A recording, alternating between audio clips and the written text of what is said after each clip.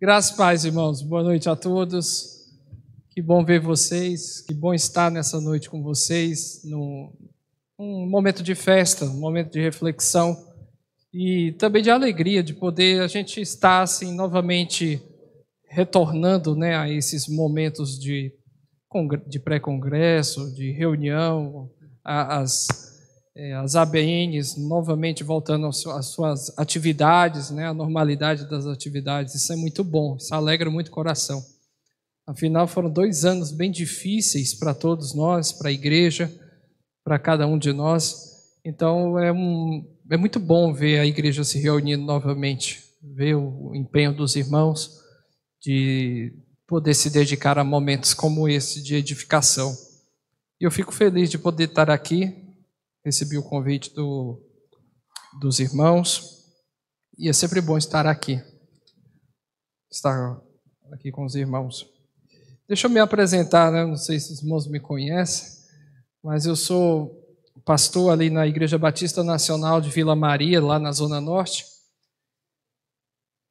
Sou casado com a Maria Lucélia, que está ali, as minhas 2 meninas, a Lavínia e a Lívia. Eu sou o bendito homem entre as mulheres. Né? E ainda tem uma cachorrinha lá em casa, a Jujuba. Então, eu sou o bendito homem entre as mulheres mesmo. Né? Eu sou natural do Ceará, da cidade de Sobral, no Ceará. Eu fui fazer seminário em Belo Horizonte, casei em Brasília. A primeira filha é de Brasília, a segunda é paulista, nasceu aqui em Guarulhos. Então, nós somos uma família bem diferente, né? E estamos agora aqui em São Paulo. Para 6 anos nós estamos aqui em São Paulo, pastoreando. Irmãos, eu fico me sinto desafiado de trazer uma palavra para vocês nesta noite. O tema do nosso Congresso de Homens é um tema que, apesar de ser algo meio que óbvio sobre o que seria, o que é de fato aquele que produz e gera vida em nós, se eu perguntasse para vocês, quem é que gera vida em você? Todos nós diríamos, quem é? Deus. Através de Cristo, Ele gera vida em nós. Essa pergunta, se nós fizéssemos a nós teríamos a resposta de uma forma muito óbvia. É Deus que gera vida em nós. Ele que é Senhor da nossa vida.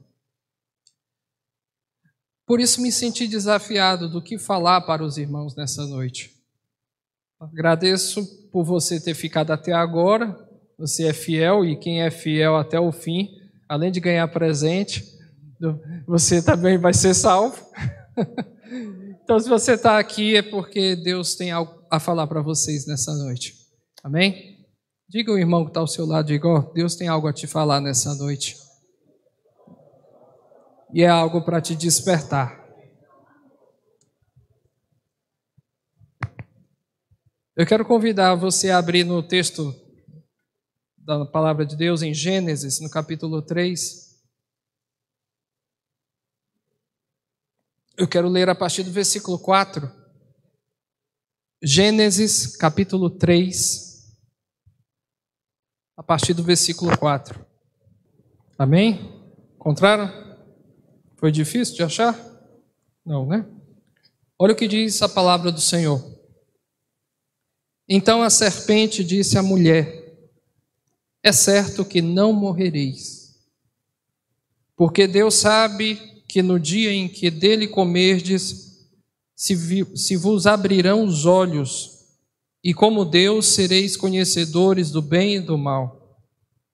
Vendo a mulher que a árvore era boa para se comer, agradável aos olhos e árvore desejável para dar entendimento, tomou-lhe do fruto e comeu e deu também ao marido, e ele comeu.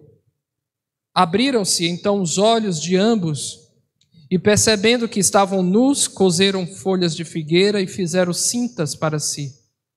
Quando ouviram a voz do Senhor Deus, que andava no jardim pela viração do dia, esconderam-se da presença do Senhor, o homem e sua mulher, por entre as árvores do jardim. E chamou o Senhor Deus ao homem e lhe perguntou: onde estás?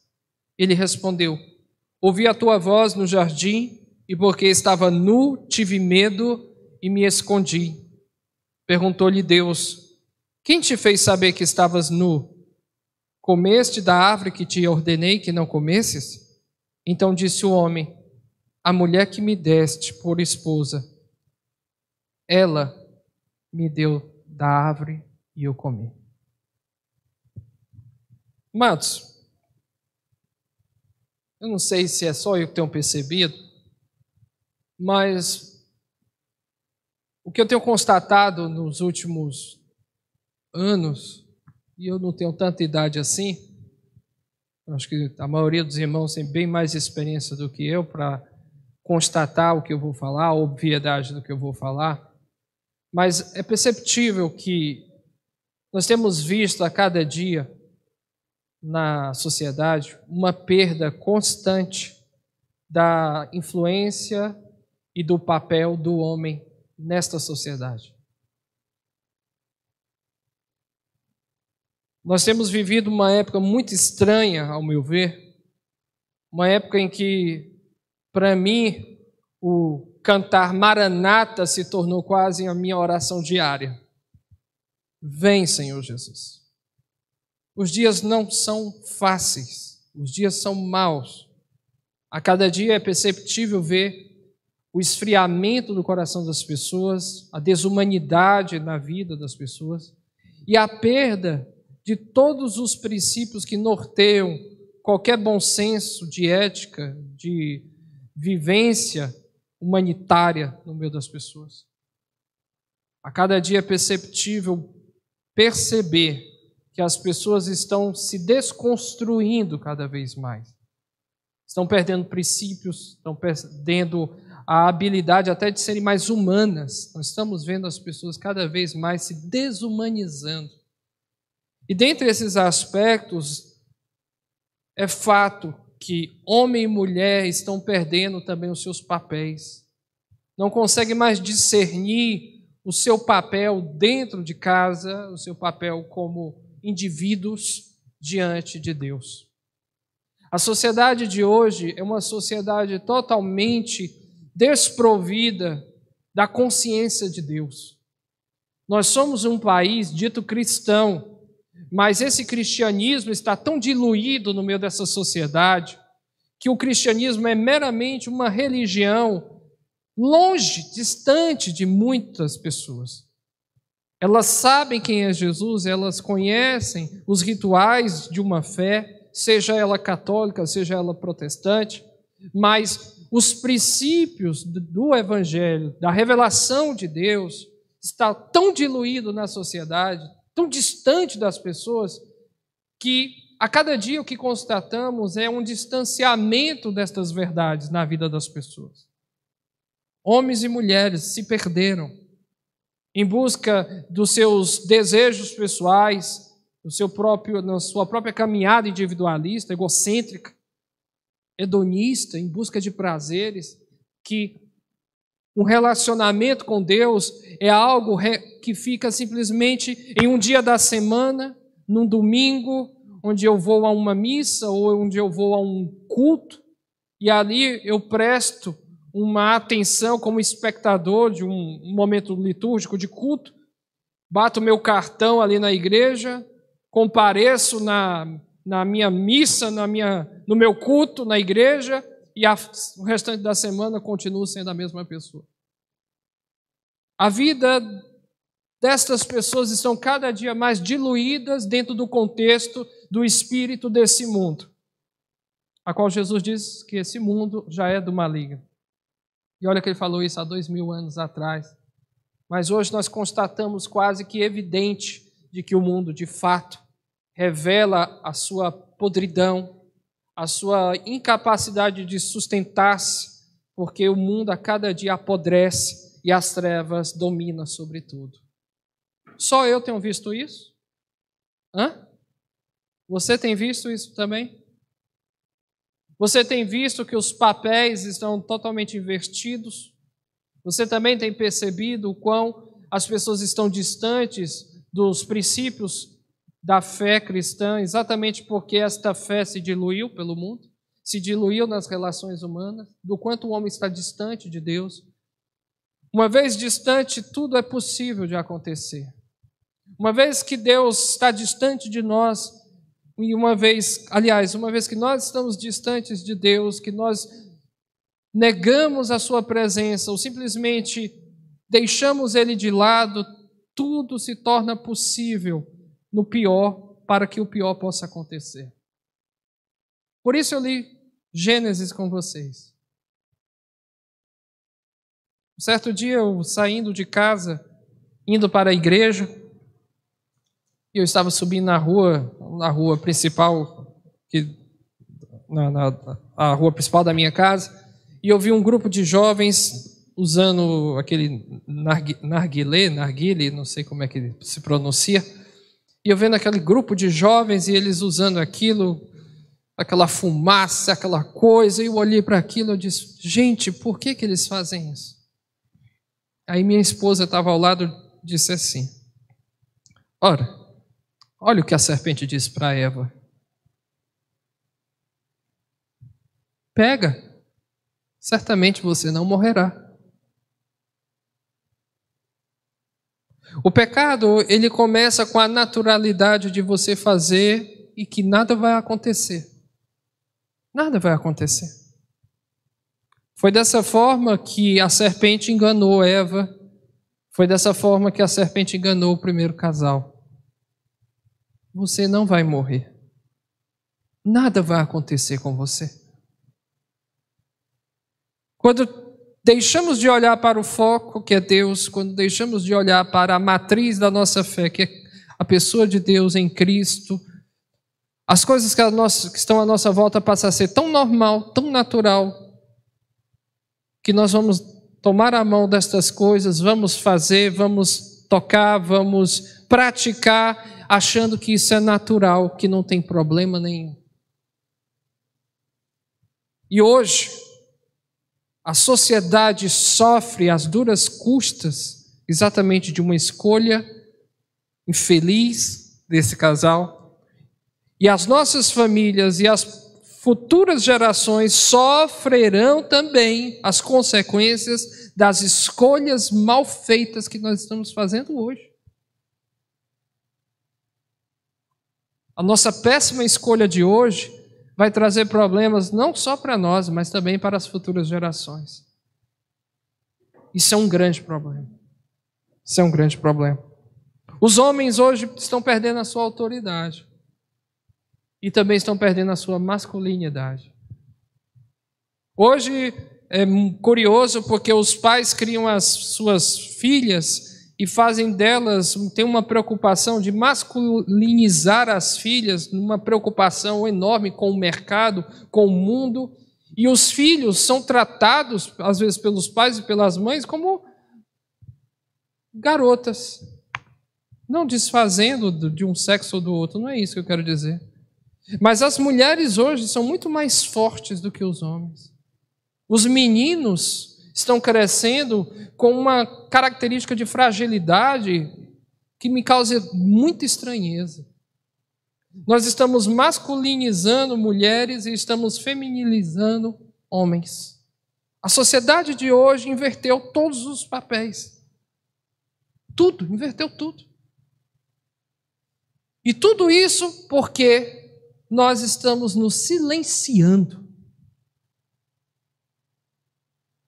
Veja o que acontece aqui, eu quero que vocês acompanhem esse detalhe do texto.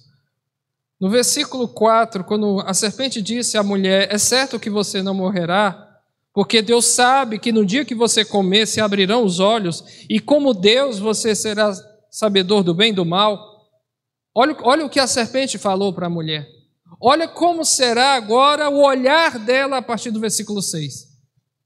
Ela olha para a árvore não mais como antes. Vocês estão vendo aí?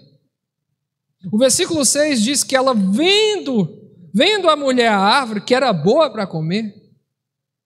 Ou seja, a fala da serpente impulsionou a mulher a olhar para a árvore de uma outra forma. por uma outra perspectiva. E ela olha para a árvore, percebe que é bom para comer, é agradável aos olhos, é desejável para dar entendimento.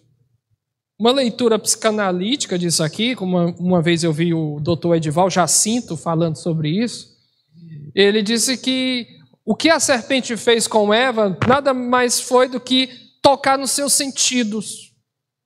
Mover os seus sentidos para olhar para o fruto proibido com uma outra perspectiva. E ela olha agora com desejo, ela olha agora com a perspectiva de se empoderar desse conhecimento, desse entendimento. E assim ela fez. Mas não bastou isso, ela comeu e deu ao seu esposo. E ele comeu também. A questão é que do versículo 6 ao 7, simplesmente nós temos a informação que os olhos foram abertos de ambos. E eles se perceberam agora numa nova conjectura, numa nova perspectiva de ver a vida.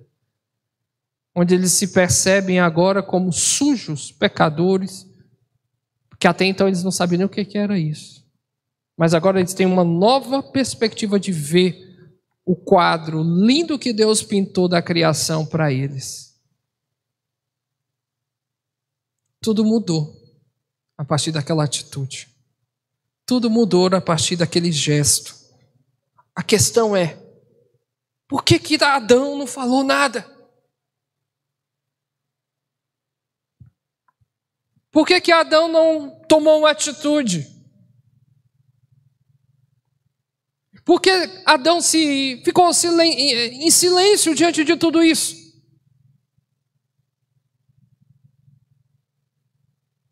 Eu estou agora conjecturando, digo eu e não o Senhor, tá? Digo eu e não a Bíblia, digo eu, Jofre. Por que Adão não tomou uma atitude? Por que Adão não tomou aquele fruto e não procurou logo, clamou por Deus, ou não se voltou para Deus, não tomou uma atitude em relação a buscar uma reconciliação quanto antes?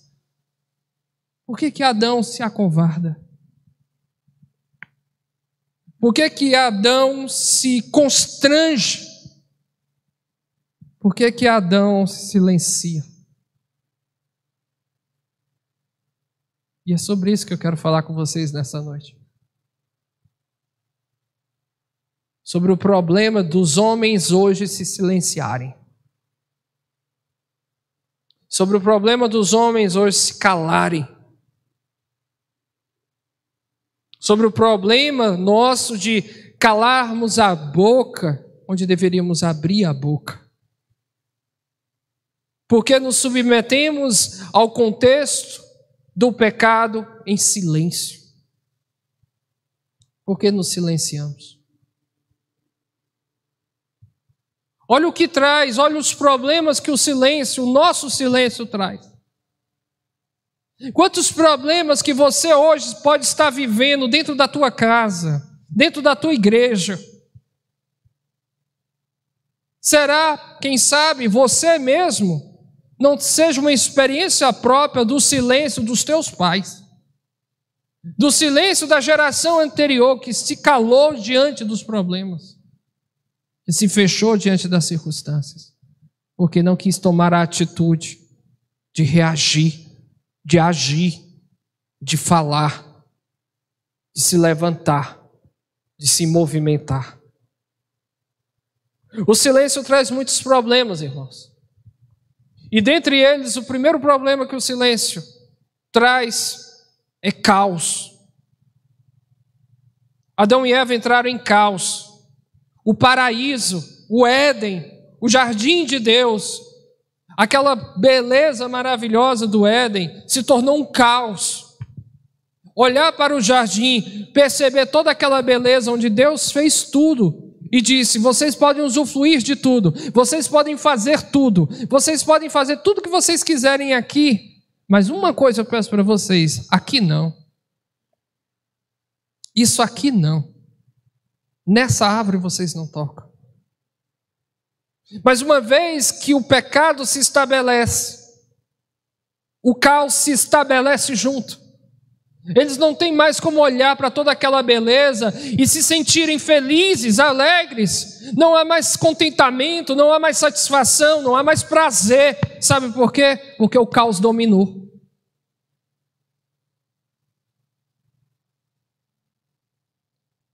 O silêncio de Adão trouxe caos à sua família. Trouxe caos a Adão. Trouxe caos a Eva. Provocou um sentimento muito estranho no coração deles. Eles se percebem nu. Olha que coisa curiosa. Essa nudez não podemos aqui pensar numa nudez meramente física, mas eles se olham, eles se entreolham e se percebem nus muito mais do que fisicamente. Eles se percebem nu na alma. Eles se percebem descobertos dentro de si mesmos.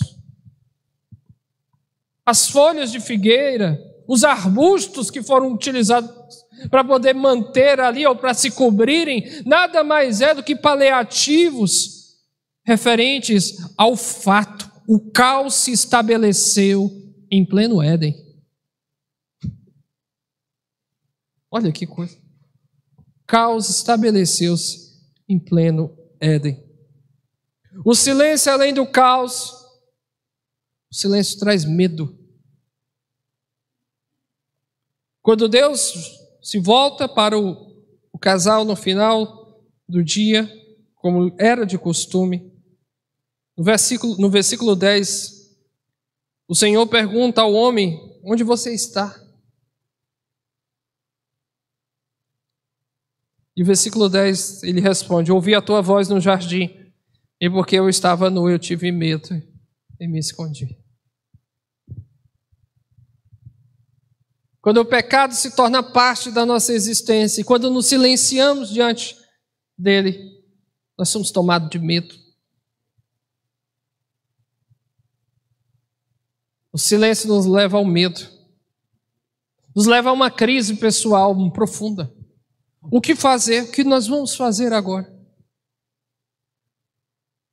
Como eu vou me comportar agora? O que é que eu vou fazer agora diante das pessoas? O que é que eu vou fazer agora diante da minha esposa? O que é que eu vou fazer diante dos meus filhos? O que é que eu vou fazer agora diante dos meus irmãos? Além de nos colocar em caos, o nosso silêncio nos leva também a ter medo, a sermos covardes, a revelar o pior da natureza, da nossa natureza. Onde tudo que Deus queria era nos livrar destas coisas, porque tudo que Ele tem para nós é muito melhor do que tudo isso. Porque o pecado nos leva à lona, o pecado nos destrói, o pecado nos joga ao chão, o pecado nos coloca rente à coisa pior desta vida. Adão teve medo. Ele se acovarda. Ele se esconde por trás dos arbustos. Não somente isso. O silêncio também traz para o homem violência. Curiosamente, o silêncio traz violência. Na hora que lhe é perguntado: quem te fez saber que tu estavas nu? Comeste da árvore que eu te ordenei? Qual é a resposta de Adão? A mulher que tu me deste.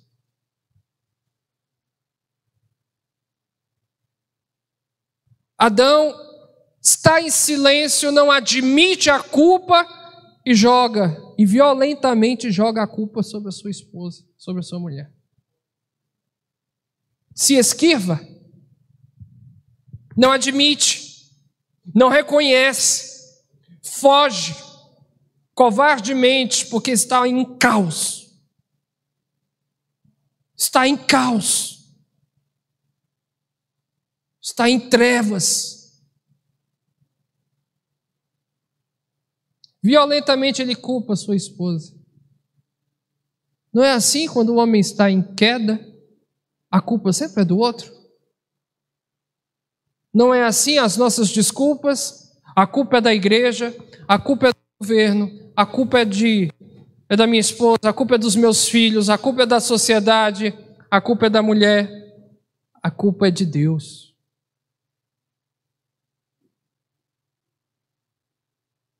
O silêncio nos leva à violência de questionar Deus até na sua obra criada. Você me deu uma pessoa que não é boa para mim. Adão olha para a sua mulher, que é feita à imagem e semelhança dele, e à imagem e semelhança de Deus, e diz, ela é a culpada. Adão está culpando Deus. O silêncio nos leva ao declínio. A sociedade de hoje está assim. Ela está cada vez mais declinando. E tem um quarto ponto muito interessante, que isso me chamou muita atenção depois de ler o Dr. Larry Crabb, psicanalista cristão. Ele fala o seguinte: o silêncio de Adão, além de trazer caos, além de trazer medo, além de trazer violência, trouxe ao coração do homem também fantasias. O homem, agora eu me dirijo aos homens. O homem, para poder lidar com suas crises, ele constrói fantasias para si mesmo. E não é à toa que a pornografia, por exemplo, é um dos grandes maus que o homem tem que enfrentar.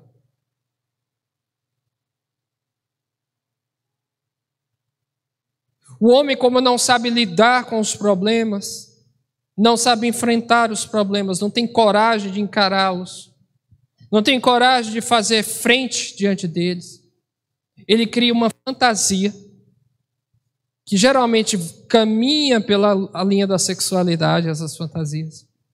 E ali, de uma certa forma, ele se compensa naquela fantasia. É uma forma de ele sublimar de alguma forma os seus problemas. Ele vai lá e naqueles prazeres, de alguma forma, ele se sente um pouco mais aliviado das crises internas que ele está vivendo. Olha que coisa.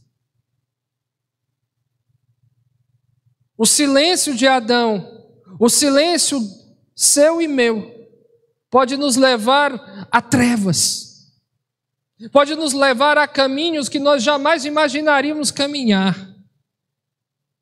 Eu não vou dizer aqui a nenhum dos irmãos que teste para você ver onde é que você vai chegar. Não é o meu desejo nessa noite. E eu não desejo isso para ninguém. Mas, se nós nos distanciamos daquilo que o Senhor nos orienta a ser, se nós nos distanciamos do sacerdócio a qual Ele tem nos dado, das prerrogativas e dos princípios que Ele tem nos ensinado, a nossa tendência é viver um caos nesta vida, que nos leva ao medo, que nos leva à violência, que nos leva à perversão sexual. Vocês conhecem a mitologia grega? Sim? Basta olhar para a mitologia grega e ver a perversidade sexual que eram os deuses gregos. Além de violentos, eles eram uma coisa extremamente imoral. E os homens se guiavam a partir daqueles deuses. Criavam deuses conforme a sua imagem. Então, assim como eles achavam que a vida deles era aquela bagunça, aquele caos, a vida dos deuses também era. Então, eles somente projetavam aquilo que eles eram. Olhavam para os deuses supremos dos seus panteões, eles eram tão imorais quanto os homens. Eles eram tão violentos quanto os homens. E ainda diziam assim, é porque assim os deuses querem. Não eram os deuses.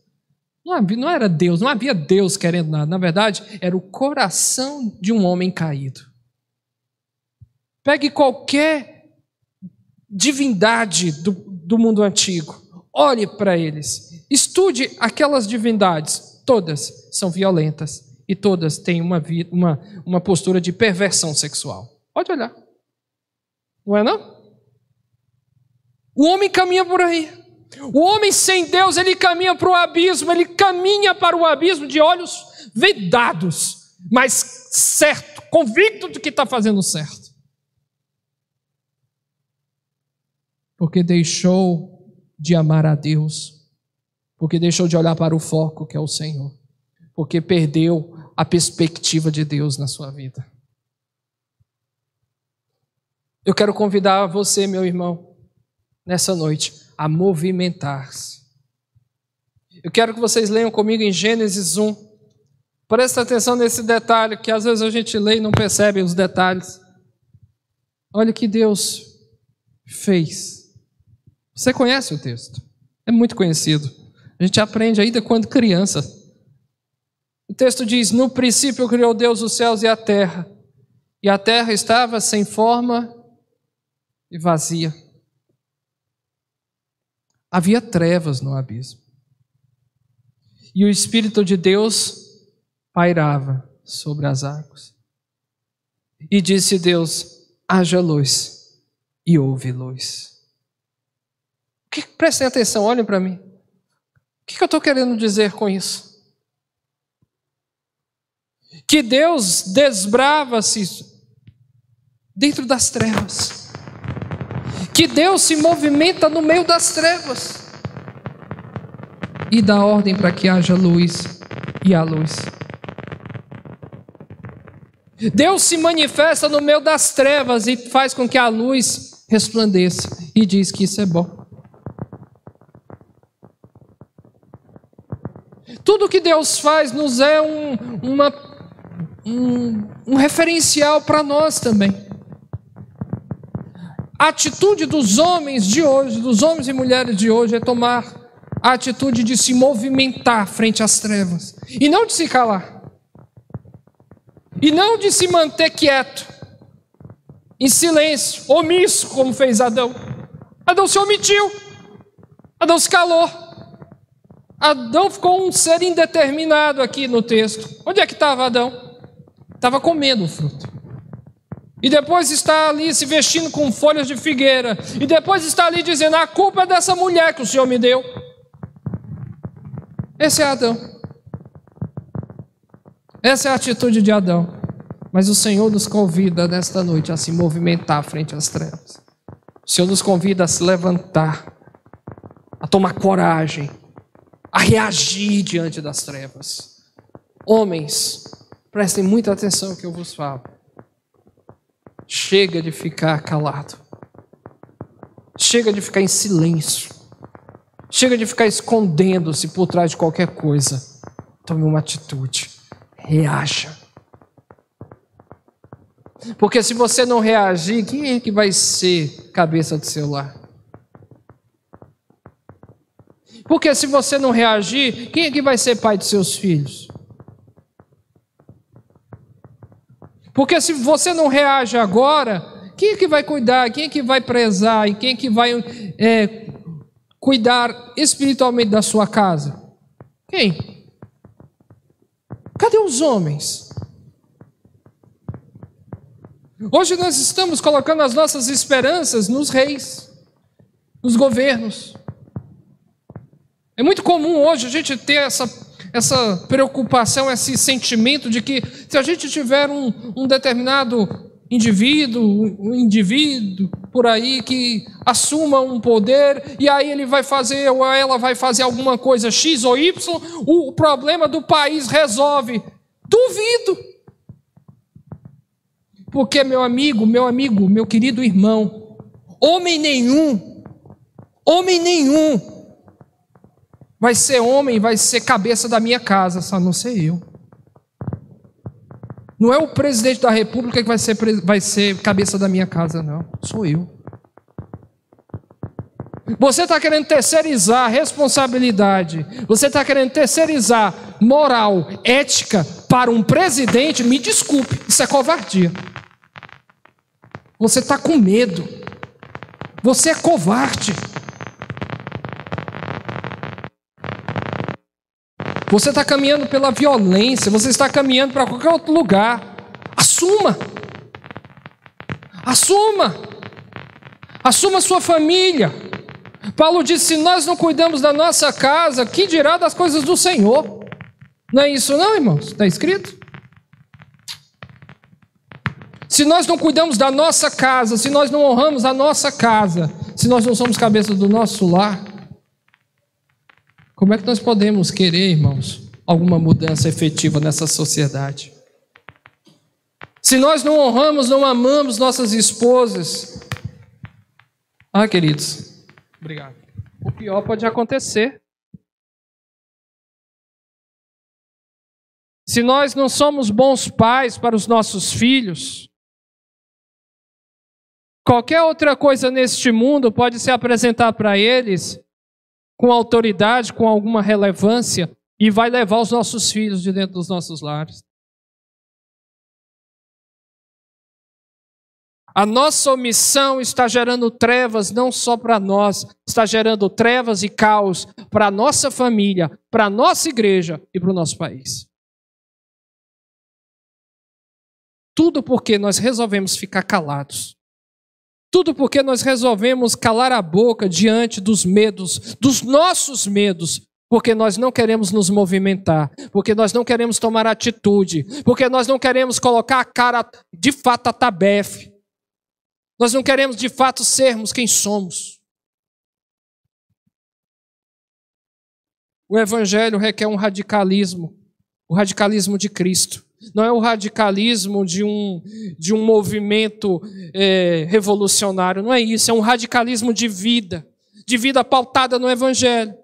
De vida realmente vivenciada de tal ponto que o Evangelho faz parte de mim e eu do Evangelho, que não há, ali é o Evangelho e ali é o Jofre. Não, tem que ser uma coisa só, uma aglutinação de Evangelho em mim e eu no Evangelho, a ponto de dizer, ou ter a ousadia de dizer, como disse Paulo, o meu Evangelho. Será que alguém poderia dizer assim? Será que alguém teria coragem de dizer, sede meus imitadores? Eu não estou colocando uma régua de vamos dizer assim, algo inalcançável na vida de vocês. Não estou colocando nada inalcançável para vocês. A palavra de Deus nos diz lá em Romanos, por favor, abram comigo. Em Romanos, no capítulo 5.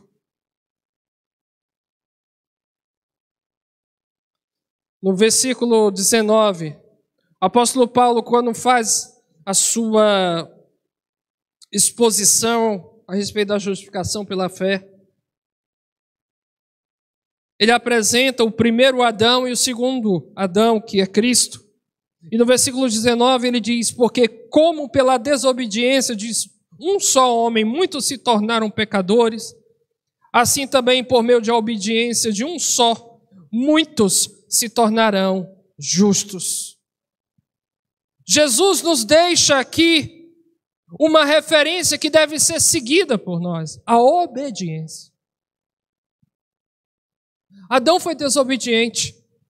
Jesus mostrou com a sua própria vida, por isso ele veio, encarnou, se tornou homem, viveu, foi um homem de dores. Para mostrar para mim, para você, homem, que nós podemos sim ser fortes e corajosos, assumir a bronca, assumir o BO. Tem uns homens meia boca hoje em dia, não tem? Nossa, irmãos, é triste, vê uns moleques aí, uns molequinhos crescendo aí, não come alface não. Aí tira o sanduíche, pega o alface, chega a falar assim, meu Deus do céu. Jesus!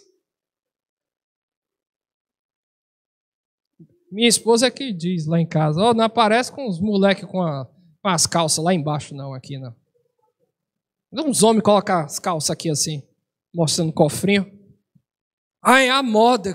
Olha, que moda é essa?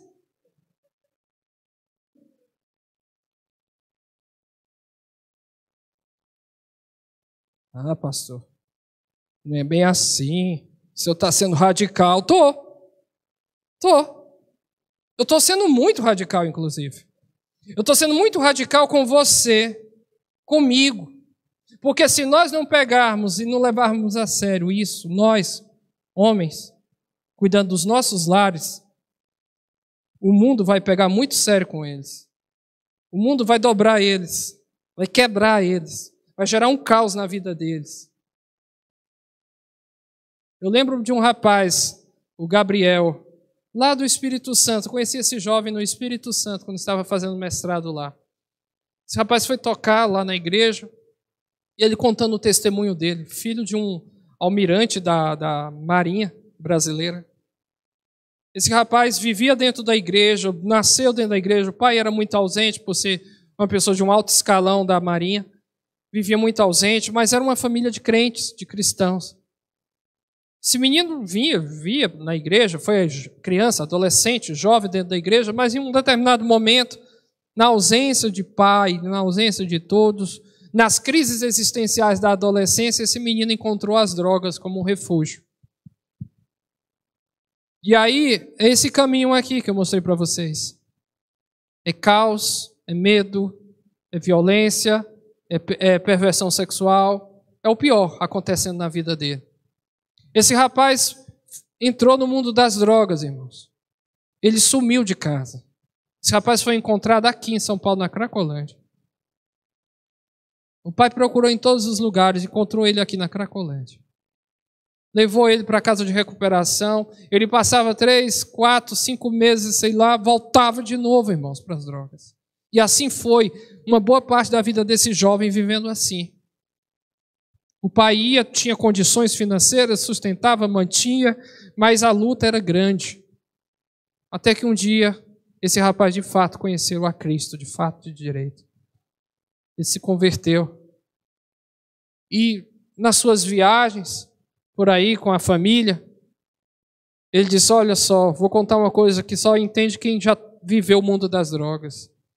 Ele disse, eu chegava na Europa com a minha família, eu colocava o olho nas pessoas e eu sabia se elas usavam drogas ou não. E curiosamente, essas pessoas olhavam para mim e também me identificavam como alguém que já usou drogas. Elas viam e me ofereciam droga.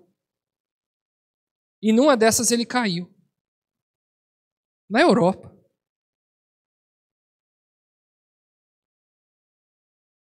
Por que eu estou dizendo isso para vocês? Porque para sair desse buraco, irmãos, é mais difícil. Quem tem alguém na família que vive isso, sabe o tamanho do problema que é isso. Queridos, em nome de Jesus, não falo com dureza no sentido de constranger os meus irmãos, mas falo com muito amor. Está na hora de nós nos movimentarmos. Está na hora de nos movimentarmos primeiramente com os da nossa casa. Nós queremos ganhar o mundo e estamos perdendo a nossa casa. Nós estamos perdendo as preciosidades do nosso lar. Os nossos.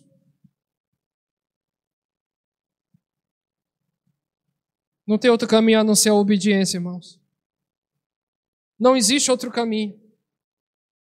A não ser tomar posse dessas palavras. Considerá-las fielmente nos nossos corações. Tudo isso que o Senhor nos traz nesta noite. Não seja covarde. Não seja covarde. Diante de um erro, diante do pecado, não há outra reação a não ser se posicionar contra. A não ser se manifestar. Pastor, eu pequei.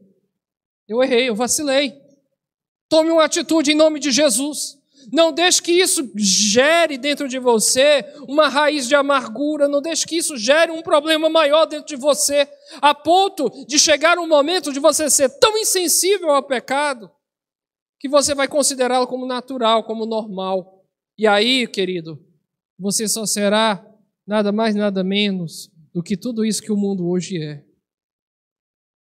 Se o mundo hoje está como está, é porque nós nos calamos. E eu ainda digo mais categoricamente, os homens desta sociedade se calaram.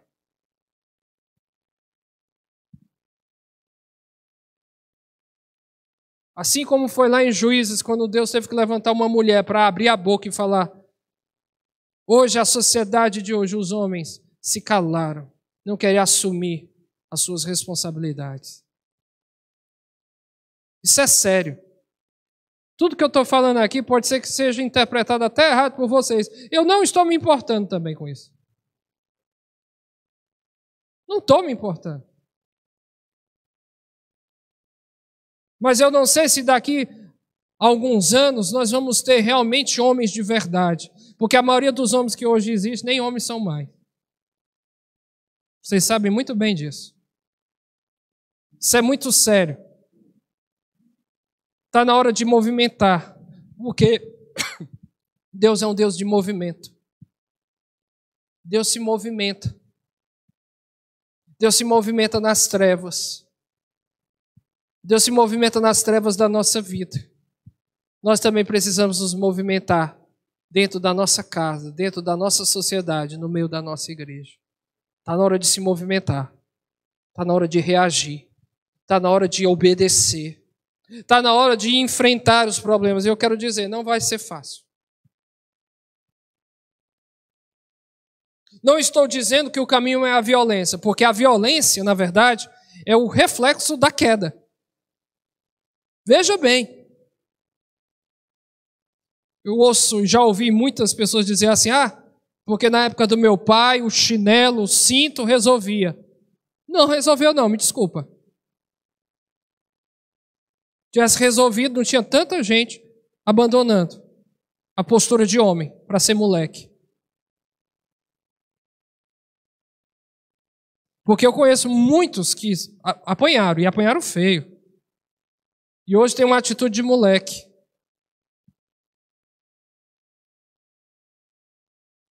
Eu vi só de uma família onde cresceu-se homens assim.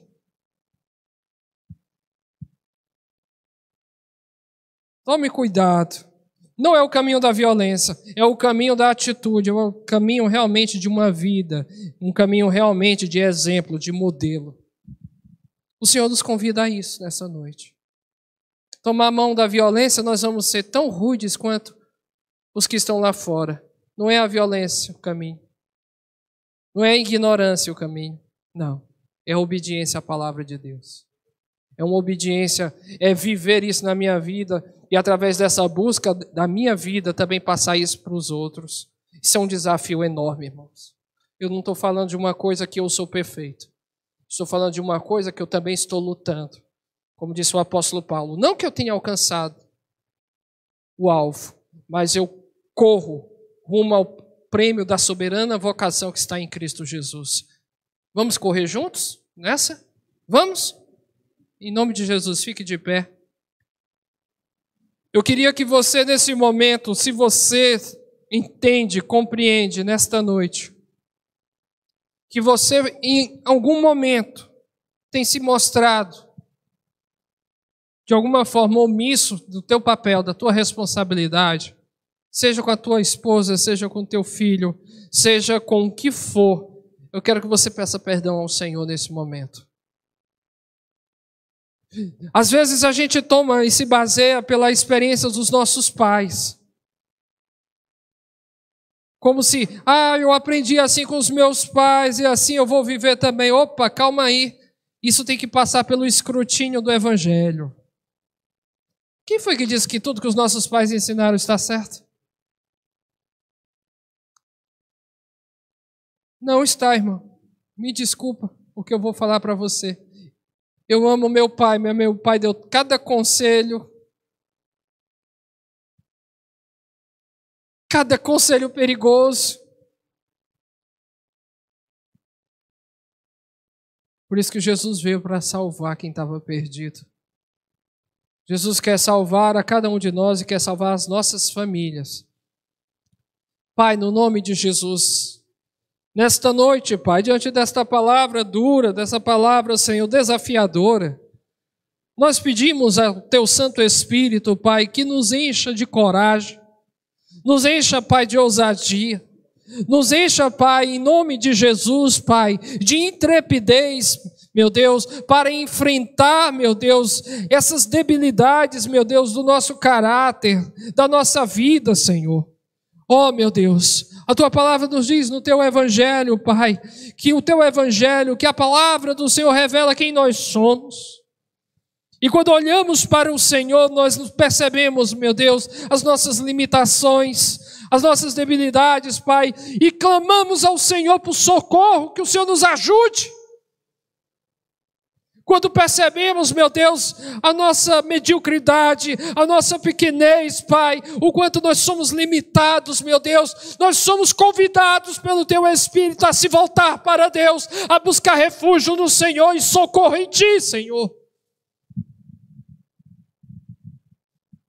Nós somos tomados muitas vezes do orgulho pelo simples fato de sermos o que somos, mas o Senhor tem nos convidado a uma vida muito mais íntima contigo e uma vida muito mais, ó Deus, de responsabilidade, Pai, com a nossa casa, com a sociedade a qual nós estamos, porque simplesmente estamos, ó Deus, omissos a tudo, preocupados apenas com os nossos interesses egoístas e não estamos assumindo de fato aquilo a qual o Senhor nos convidou para ser e fazer.